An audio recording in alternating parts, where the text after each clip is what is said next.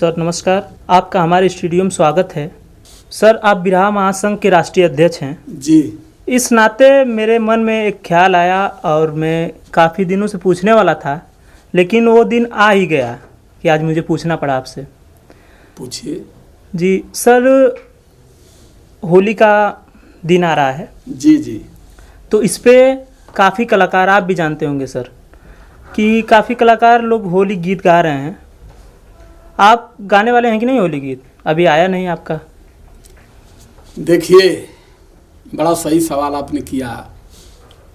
जो कलाकार होली गा रहे हैं जी, मैं सुन रहा हूँ, देखता हूँ यूट्यूब पर, उन कलाकारों को होली के बारे में पता नहीं है।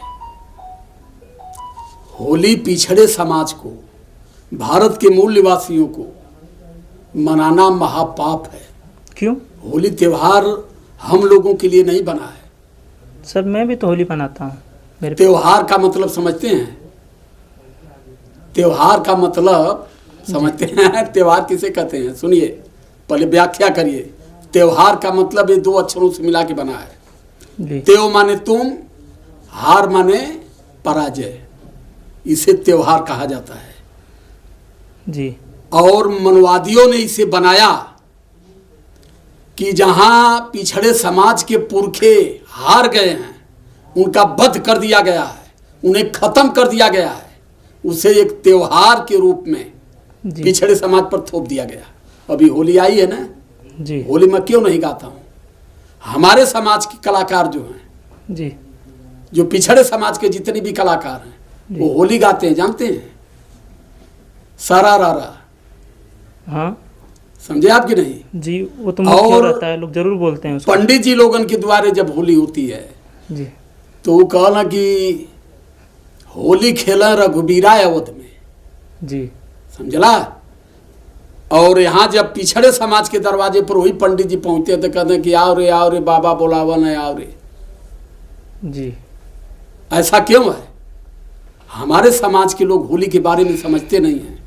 होली जो होलिका है, होलिका दहन जो हो करते हैं रात को जी, पिछड़ा समाज अपनी बहन को जलाता है और अपनी बहन को जला करके दूसरे दिन जी वो होली का त्योहार जो मनाते हैं, हुरहंडी मनाते हैं, उसमें मुंह पर कालिक चूना पोतते हैं जी। ऐसा क्यों होता है?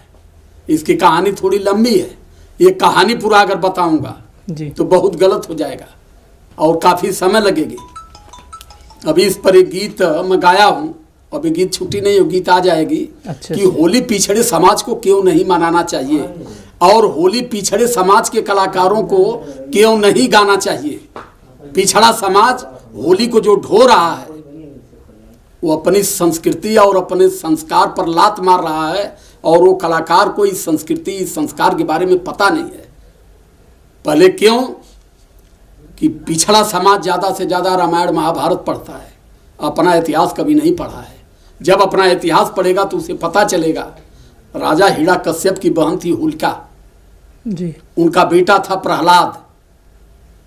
ये सब मनगढ़ंत कहानी गढ़े कि हिरण्यकश्यप राक्षस थे, लेकिन इसी लखनऊ के बगल में हरदोई जिला है।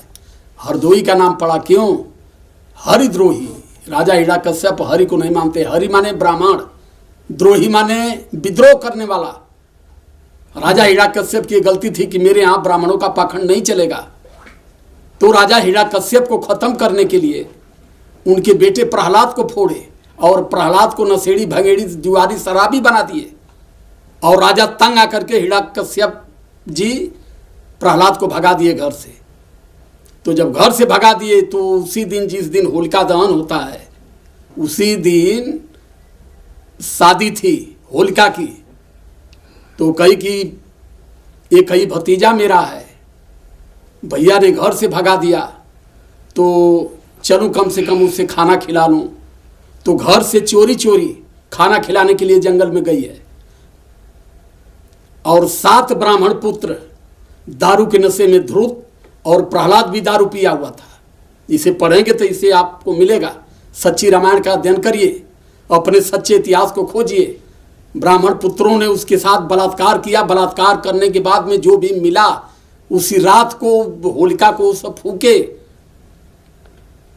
और जब सुबह में राजा पता लगाए कि आखिर गई कहाँ, तो प्रहलाद की माँ ने बताई कि रात में वो गई थी प्रहलाद को खाना खिलाने, तब से वापस नहीं आई। और जब राजा ने पता लगाया इसका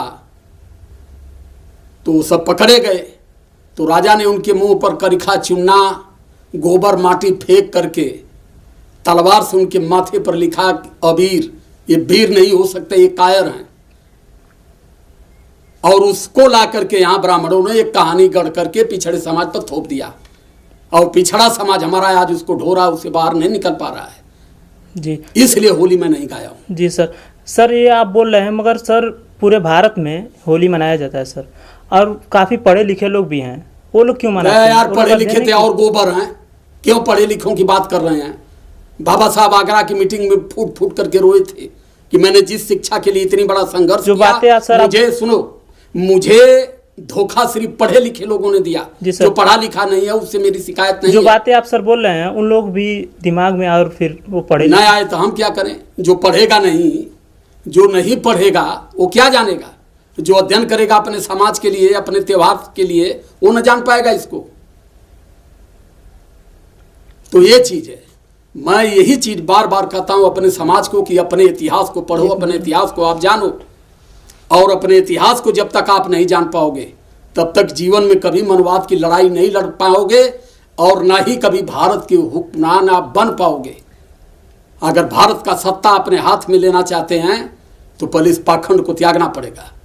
जब तक आप पाखंड नहीं त्यागोगे तब तक अपने मूल भौत अधिकार से आप हजारों कोस दूर रहोगे और आने वाली समय नहीं समझ पाए जी सर। तो बहुत कम समय ऐसी है, फिर 1000 साल पीछे जो गले में मटकी थी उससे भी बुरी गति होने जा रही है।